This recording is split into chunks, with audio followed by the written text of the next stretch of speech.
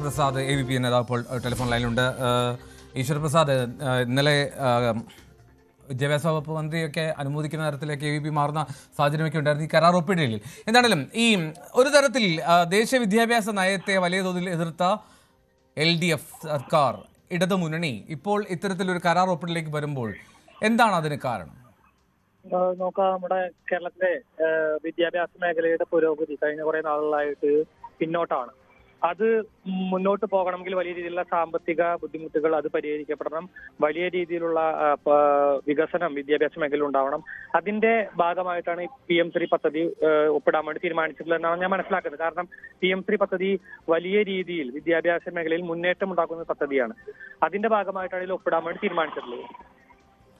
ഈ പദ്ധതിയുമായിട്ട് ബന്ധപ്പെട്ട് മുന്നോട്ട് പോകണമെന്ന് ഏപ്രിൽ 18-ന് വിദ്യാഭ്യാസ മന്ത്രിയെ നേരിട്ട് കാണുകയും നിവേദനം നൽകുകയും ഒക്കെ ABVP ചെയ്തിരുന്നു. അന്ന് CPIയുടെ എതിർപ്പിനെ കുറിച്ച് അദ്ദേഹം സൂചിപ്പിച്ചിരുന്നു. പക്ഷേ ഈ അധ്യയന വർഷം ആരംഭമായിട്ടും ഒപ്പിടാത്തത് മൂലം ABVP ശക്തമായ സമരവുമായിട്ട് മുന്നോട്ട് പോവുകയായിരുന്നു. കരിങ്കൊടി കാണിക്കൽ ഉൾപ്പെടെയുള്ള വലിയ സമരങ്ങൾ നയിക്കുന്ന സമയത്ത് അദ്ദേഹം ചർച്ചയ്ക്ക് വിളിക്കുകയും ആ ചർച്ച നടക്കുന്ന സമയത്ത് അദ്ദേഹം ഈ PM3 പദ്ധതിയിൽ ഒപ്പുവെക്കാൻ വേണ്ടിയിട്ട് തയ്യാറാകുന്ന സമയത്ത് എല്ലാ വിദ്യാർത്ഥി സംഘടനകളും SFI, KSU, ASF ഉൾപ്പെടെയുള്ള വിദ്യാർത്ഥി സംഘടന അതിനെ എതിർക്കുകയാണ് ചെയ്തത്. ആ സമയത്തും ആ ചർച്ച ബഹിഷ്കരിച്ചുകൊണ്ട് സമരവുമായിട്ട് ABVP മുന്നോട്ട് പോവുകയും സെക്രട്ടേറിയറ്റിലേക്ക് ഉൾപ്പെടെയുള്ള മാർച്ചുമായിട്ട് ABVP മുന്നോട്ട് പോവുകയും ABVPയുടെ പ്രവർത്തകർ ജയിലിൽ പോകുന്ന തരത്തിലുള്ള സമരവുമായിട്ട് ABVP മുന്നോട്ട് പോയി. അതിന്റെ അവസാനമായി ഇന്ന് ഈ PM3 പദ്ധതിയിൽ ഒപ്പുവയ്ക്കുന്ന ഒരു സാഹചര്യത്തിലേക്ക് വന്നിട്ടുണ്ട്. ഇത് ABVP വിദ്യാർത്ഥികളുടെ ഈ സന്തോഷത്തിൽ, നമുക്കറിയാം വലിയ വികസനം വിദ്യാഭ്യാസ മേഖലയിൽ ഉണ്ടാകുന്ന ഒരു സാഹചര്യമാണ്. ആ സന്തോഷത്തിൽ ABVP പങ്കുചേരുന്നു. അതോടൊപ്പം തന്നെ നമുക്കറിയാം ASF ഇതിനെ എതിർക്കുന്നുണ്ട്. ASFനെ അർഹിക്കുന്ന അവജ്ഞയോട് കൂടിയിട്ട് ABVP തള്ളുകയാണ്. കാരണം നമുക്കറിയാം ഒരു വിദ്യാർത്ഥി സമരത്തിന്റെ ഭാഗമായിട്ട് നമുക്ക് കാണാൻ വേണ്ടി സാധിക്കില്ല. കേരളത്തിലെ വിദ്യാർത്ഥികൾക്ക് ബുദ്ധിമുട്ടുണ്ടാക്കുന്ന വിഷയങ്ങളിൽ ASF സമരം ചെയ്യുന്നില്ല. ഇത്തരം കാര്യങ്ങൾ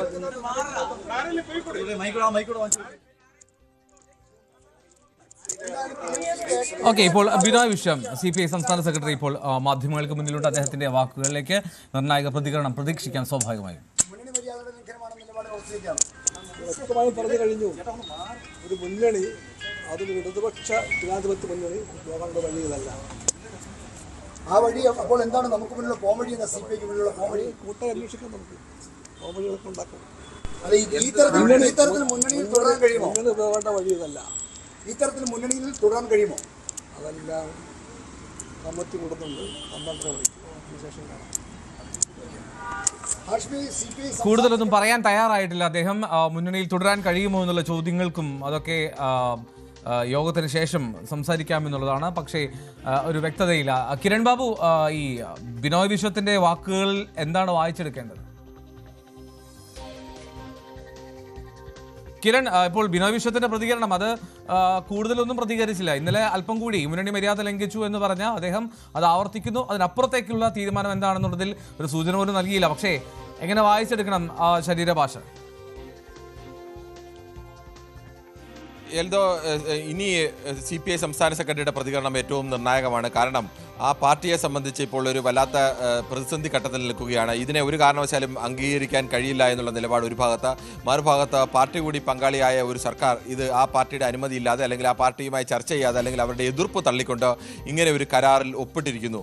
ഇവിടെ പൂർണ്ണമായും CPI മുന്നണി മര്യാദ CPM പാലിച്ചില്ല എന്നുള്ള ഗുരുതരമായ ആരോപണം ഉന്നയിക്കുന്നു. അതിനപ്പുറം CPI എന്ന് പറയുന്ന പാർട്ടിയുടെ അഭിപ്രായത്തിന് അങ്ങനെ ഗൗരവമായ ഒരു വില CPM നൽകുന്നില്ല എന്നതുകൂടിയാണ് ഇതിൽ അർത്ഥമാക്കുന്നത്. അത്തരം ഒരു ഘട്ടത്തിൽ ഏത് തരത്തിൽ പ്രതികരിക്കണം അല്ലെങ്കിൽ ഏത് തരത്തിൽ വേണം ഇതിനോട് പ്രതികരിക്കേണ്ടതെന്നത് വളരെ നിർണായകമാണ്. അതുകൊണ്ട് തന്നെയാണ് CPI സംസ്ഥാന സെക്രട്ടറി ഈ തരത്തിൽ പ്രതികരിച്ചത്. നമ്മൾ അല്പസമയം മുമ്പ് അദ്ദേഹവുമായി ബന്ധപ്പെട്ടപ്പോഴും സമാനമായ പ്രതികരണമാണ് അദ്ദേഹം നടത്തിയത്. ഇനി ഇതുവരെയുള്ള നിലപാടുകൾ ഞാൻ പറഞ്ഞതെല്ലാം അതുതന്നെയാണ് പാർട്ടിയുടെ നിലപാട്.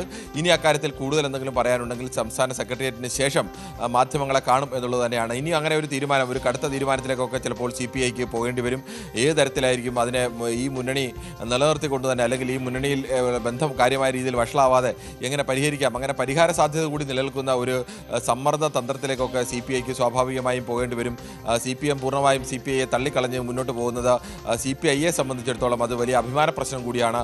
അതുകൊണ്ട് അത്തരം ഒരു തീരുമാനം ഈ സെക്രട്ടേറിയറ്റ് ഉണ്ടാവും എന്ന് പ്രതീക്ഷിക്കുന്നു. പക്ഷേ അപ്പോഴും അങ്ങനെ ഒരു കടുത്ത തീരുമാനത്തിലേക്കൊന്നും ഉടനെ ഒന്നും പോകാനുള്ള സാധ്യത എന്തായാലും നിലവിലില്ല.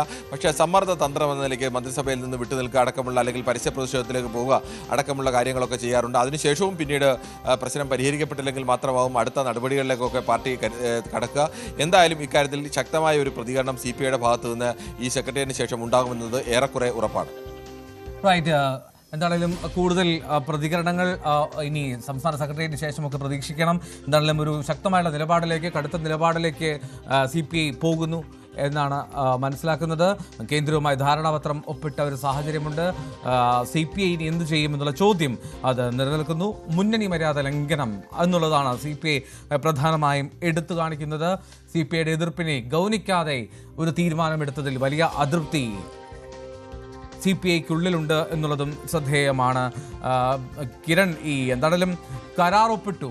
ഇനി നേരത്തെ കിരൺ സൂചിപ്പിച്ച പോലെ തന്നെ മുൻപും ഇങ്ങനെ മന്ത്രിസഭയിൽ നിന്നൊക്കെ വിട്ടുനിൽക്കുന്ന സാഹചര്യത്തിലേക്കൊക്കെ, തീരുമാനത്തിലേക്കൊക്കെ CPI പോയിട്ടുണ്ട്. പക്ഷേ ഇക്കുറി അത്തരം കടുത്തൊരു തീരുമാനത്തിലേക്ക് പോകാനുള്ള സാധ്യതയുണ്ടോ? കാരണം CPI സംബന്ധിച്ച് ഇതൊരു വല്ലാത്ത അവഗണനയാണ്. അമർഷം പ്രകടിപ്പിച്ചു, അതൃപ്തി അറിയിച്ചു. ഇതിനപ്പുറത്തേക്ക് എന്നിട്ടും CPI കരുതുന്നില്ലല്ലോ, കണക്കാക്കുന്നില്ലല്ലോ എന്നുള്ളൊരു പ്രശ്നമില്ലേ അവിടെ? രണ്ട് രീതിയിലാണ് പ്രധാനമായും CPI കാണുന്നത്.